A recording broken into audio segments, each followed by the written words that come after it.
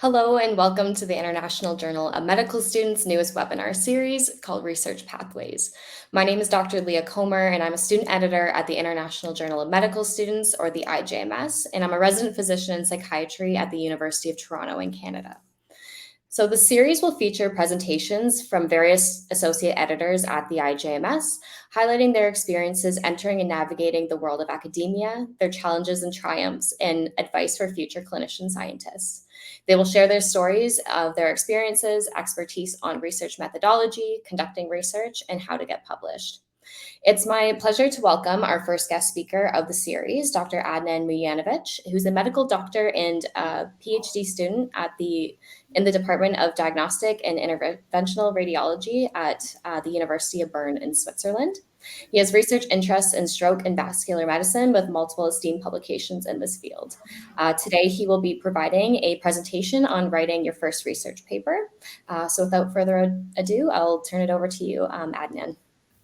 So thank you, Leah, very much for this nice introductory talk. Thank you for introducing the series. And yeah, as you said, I would just like to talk briefly today about writing your first paper, because I think it's for the medical students and researchers out there. I think you should have some basics about how to structure and write your first research paper, and just to have this structure in mind. So this is basically what I will talk to you about.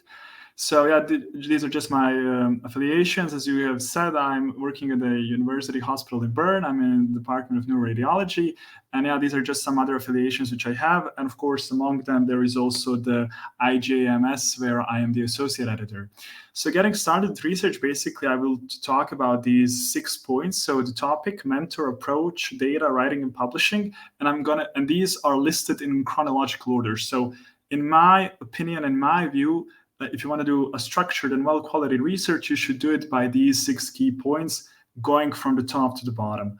So first one is, of course, topic. So regarding topic, here, as you can see on the slide, for the topic of research, it can basically be anything. But I would like to direct you to these 3 circles, which you see on one part of the PowerPoint, where it says like passion, impact, and funding. And for young researchers and medical students out there who are just trying to get involved into research and writing their own first research paper, I would highlight this circle of passion, because if you're basically for your first research, it's less likely that it's going to be a project which will require like huge amounts of funding, so you don't need to concern yourself with that. Regarding the impact, the biggest impact which the paper is going to have is on you, because it's going to be your first paper. So I wouldn't really necessarily stress myself thinking about that. But the passion is kind of the most crucial thing, because if you're going in there, into the writing process for the first time, I think the passion is kind of the key determinant. If you have passion for the topic which you choose, then you're going to do it until the end. If you don't have passion for it, then you're simply not going to do it. I mean, that's the basic human physiology of how our passion and interest, topics align. And I think for your first research paper, you should choose definitely a topic where you feel strongly passionate about. It can be a subject which you might have heard lectures on, or which you have done some practical examinations in, or something you haven't done at all, but you find really interesting and you read about it a lot. And then, okay, so this topic is really interesting to me. I want to do research. So this would be the first key message from this slide, is to choose a topic which you're passionate about. Second step is choosing a mentor.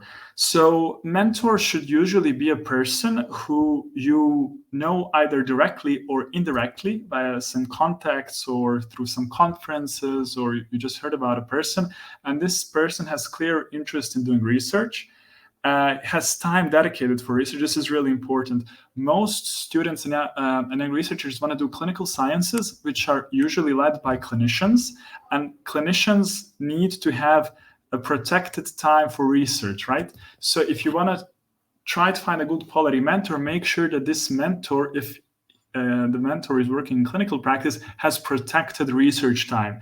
That's how you know that your mentor will have enough time to dedicate to yourself. Or if you're working in basic sciences or preclinical sciences, also make sure that your mentor has dedicated research time, because if they do not have it, then you're going to have a really difficult time constructing your research, because the inputs of the mentor as the person who is involved in the field are incredibly valuable for starting researchers. You can also inquire about experience from previous students who have worked with that person, but you have to keep in mind that these opinions, are mostly subjective, so they depend from person to person. And you can ask 100 people about same person, they can give you 100 opinions. But I think the key point here is what essentially you think of the person and what you think suits you the best. And of course, it would be good to do some reading up on the person. So if this person is doing research, you can read some of their papers and see, is this the direction which you had in your mind when you chose the topic? So is this actually something, this topic of your interest, can you actually realize it with your mentor? Regarding the approach, so approach here refers to what kind of a research you want to do, right? So you can do theoretical research, applied, exploratory, and all these other types of researches we can see on the PowerPoint. And this is basically the study design, as it is called, but I didn't want to phrase it as study design, because you're usually, with the help of your mentor, you're going to identify the design of your study. But here, just for your observation as a beginning researcher, as a medical student, you should know, okay, so for example, I want to do some qualitative analysis, some quantitative analysis. I want to do something which perhaps might have an implication in clinical practices, or something which might change working pathways in preclinical branches. So from your point of view as a starting researcher, regarding your approach, it would be good to identify in what kind of sense do you see your research going. And you have different data collection tools also. For example, okay, if I want to do a study, do I want to do it in patients who are in the clinic? Do I want to do it in outpatients? If I want to do a preclinical study, do I want to use animal models? What kind of animal models do I use, etc.? So just some outlines which you can have in your head, and then clarify them with your mentor on your first meeting. That's why I highlighted why having a mentor is really an important issue. Data. So data, basically, when you think about the topic and when you kind of discuss this stuff with your mentor, the data here refers to how do you gather the data you want to research. For example, if I want to see how do blood pressure values affect the onset of myocardial infarction or some other disease, then okay, so how do I gather these values? Do I go to the clinical system? Is there a clinical registry which is online? Is there an online repository? Or maybe in some countries you don't really have it all online, so it's more kind of a paper value. So do you have a library or some other data sheets where you can actually refer to get these values for your research? And what kind of an existing infrastructure there is?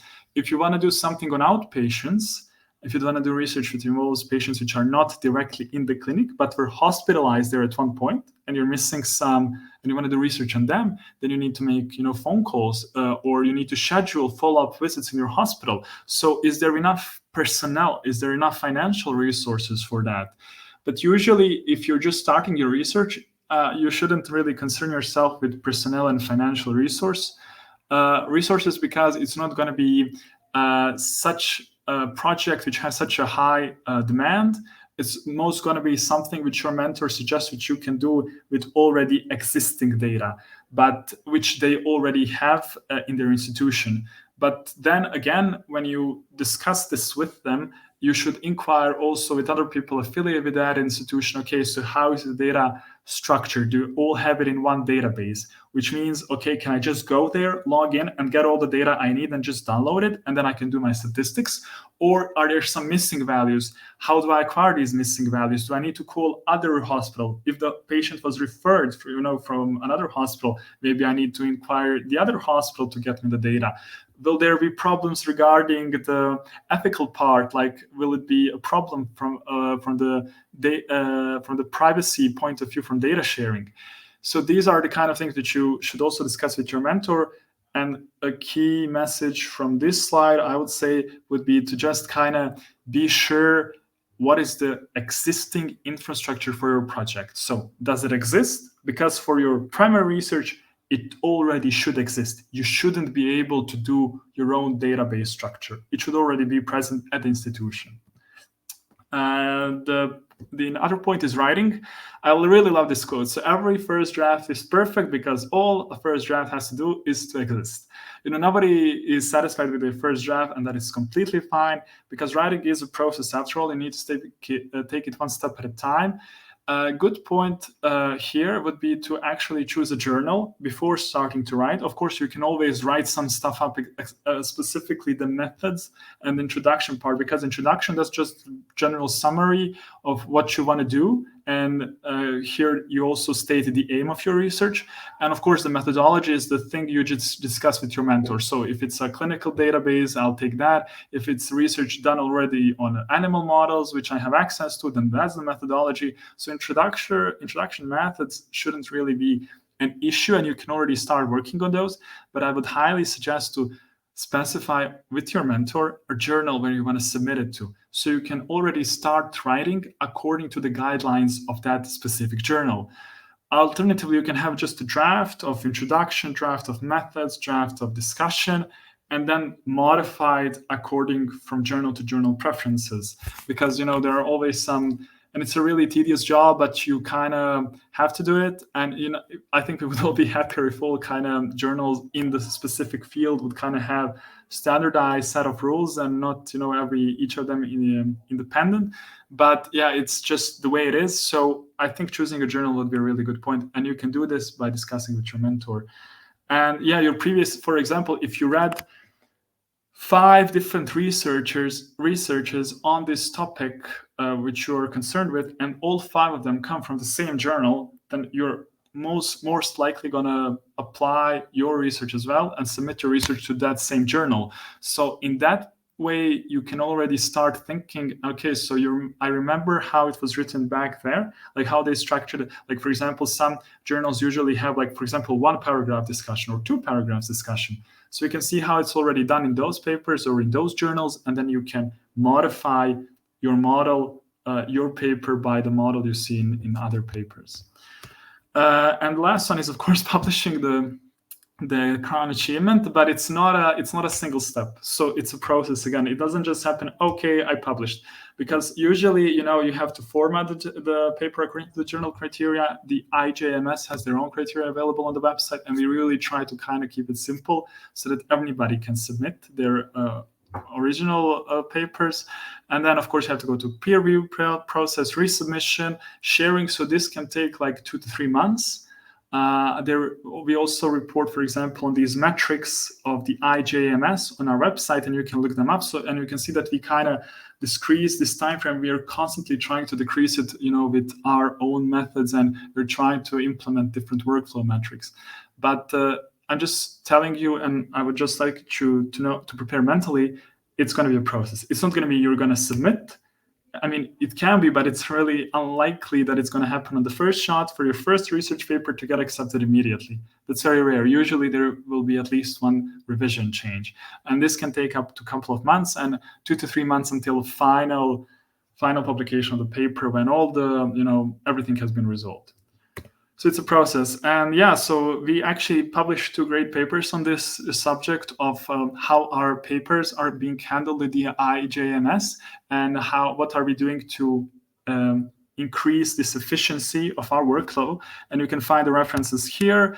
They're completely free and completely available on our website. So I would highly encourage you to go ahead, go through them, and here you can see how we're trying to decrease this flow. And of course, I would like to use this opportunity to invite you to submit to the IJMS, because you, as a starting researcher, medical student, I think this is an ideal platform where you can kind of just make a breakthrough into the research world. And you can just submit your research here, because we take from different fields. So there isn't study-specific fields in different formats. So you can format your paper according to our criteria. So this will be everything from my side. Thank you for your attention. And of course, I would be more than happy if there were any questions. Thank you, Adnan, for sharing all those insights and great advice, especially for future clinician scientists. I really liked at the beginning of your presentation, you had mentioned that, passion is really a key determinant. And I wanted to ask you, what are your passions and what sort of inspired you to go into research? Thank you. Well, it's not a straightforward answer, I would say, but I think it plays multiple factors in it.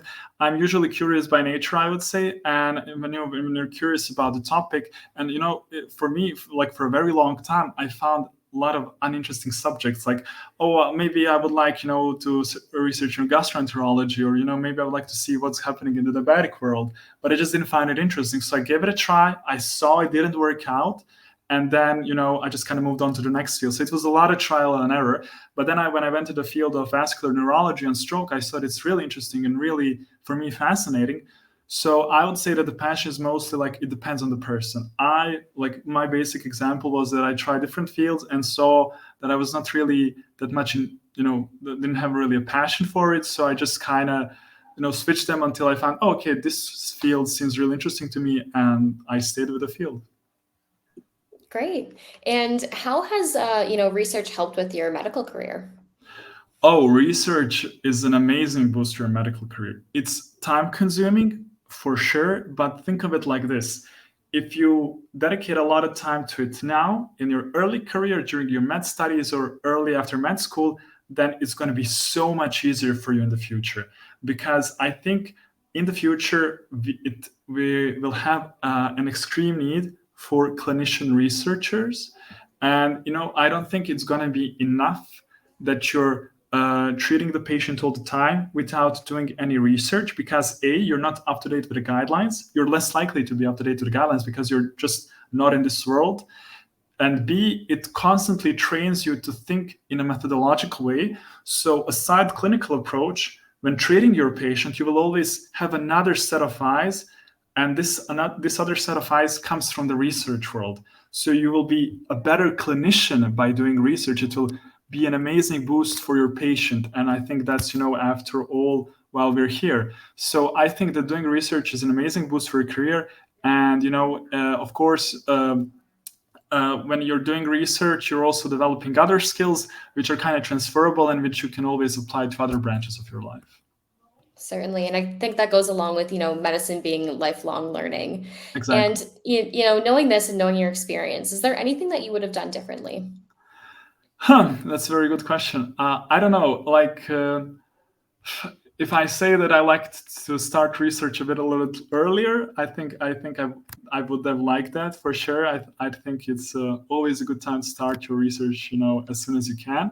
So that's kind of one of the comments I would say. But other stuff, I'm not really sure if because I really did try different fields so that I can see where I can find my passion. So as you said, Asla, in your first question, like, where does your passion lie? And I really try different fields. So I wouldn't have any regrets in saying, oh, but maybe, this field would be more interesting or less interesting, because I really did try it, different fields. But for me, this one kind of stick. But so, yeah, basically what I would maybe have liked to do is to have started research a bit earlier. I think that would be a good idea. Certainly. And it sounds like, starting in medical school is always a great idea. And is there any other advice that you would have for medical students who might be thinking about doing research or wondering where they can start? So my advice would be to first try it and see if they like it. If they like it, and if they find a field which they would feel passionate about, stick with it and go with it. It's going to be an amazing boost for your future medical career, no matter where you end up. But in the and like, what resources can you use or where can you get these resources? I think the IJMS website is pretty resourceful in that sense. We have a lot of as I showed you, we have like 2 papers published on this topic, and also we have a lot of guidelines there. And through this peer review process, which we do at the IJMS, I think you will learn a lot. So my suggestions for young medical students and researchers: go for it, see if you like it, try to find a field which might be to your interest, and if you decide to pursue it, then head for the IJMS and click that submit button. Great. All right. Well, I just want to thank you, Adnan, for taking the time to share your experiences with all of us and all this advice that you're giving to these young clinician scientists. Again, thank you for your time, and I hope all the viewers enjoyed this session, and we'll be back again with more presentations from other IJMS associate editors from around the world. So I want to thank everybody again for tuning in, and looking forward to seeing everyone at the next session. Thank you, Leah. Thank you.